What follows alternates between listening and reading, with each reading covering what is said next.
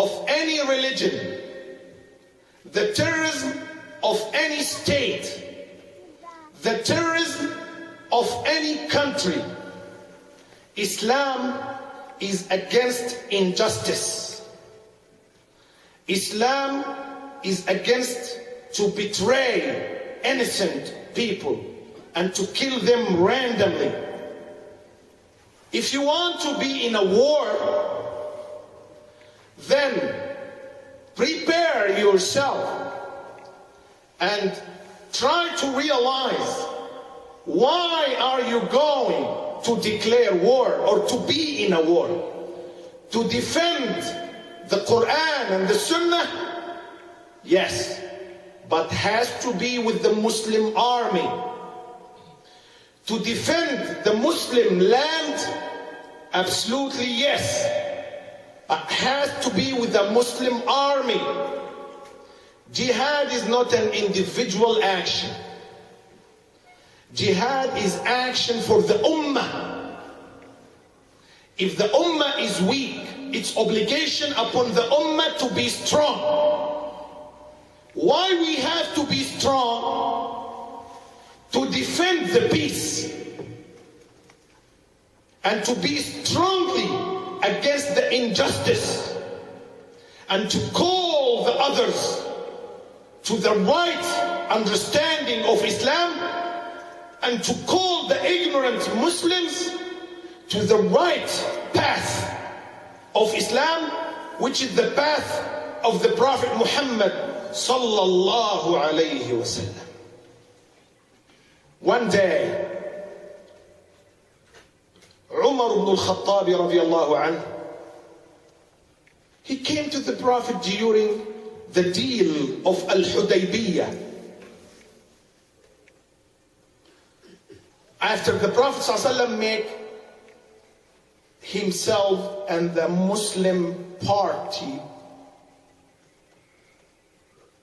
very flexible and easy and smooth conditions, until the degree that when they refused to start the agreement by Bismillah ar-Rahman ar-Rahim, and they said, we don't know what ar-Rahman, what ar-Rahim.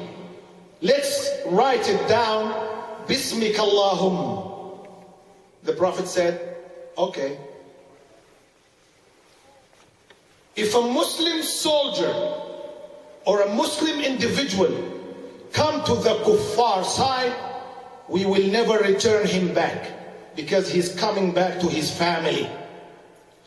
But if one of us sneak and come to you Muslims and try to become Muslim, you have to return him back to us. Sign down. The Prophet said, okay. Umar ibn al-Khattab, he was driven crazy. He came to the Prophet after the victory of Badr, the battle of Badr. Al-Hudaybiyah, after Badr, realized we are the upper people, and we just have the victory from above 7 heavens in the battle of Badr. And the Prophet making it easy and flexible like this with the non-Muslims. He came to the Prophet saying, oh Prophet, aren't you the messenger of Allah? The Prophet said, I am. Aren't we your companions? The Prophet replied, you are.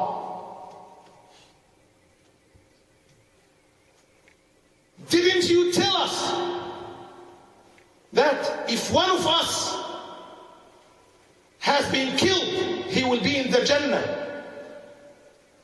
And if one of those terrorists has been killed, he will be in the hellfire? The Prophet said, absolutely yes. Remember when you told us, O Prophet, that we will come to Mecca and we will perform tawaf around the Kaaba? The Prophet ﷺ said, yes, but I didn't promise that would be this year. Then Umar asked, then why we put ourselves down by these conditions, O Messenger?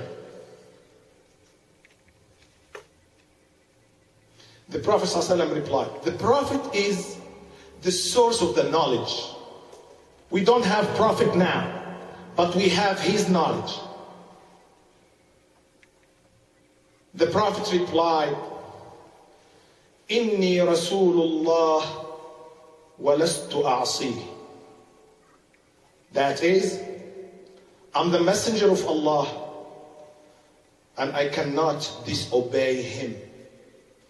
Umar, with his boiling blood in his face, he couldn't understand that statement. Then what Umar did, Umar ibn al-Khattab at that point, he didn't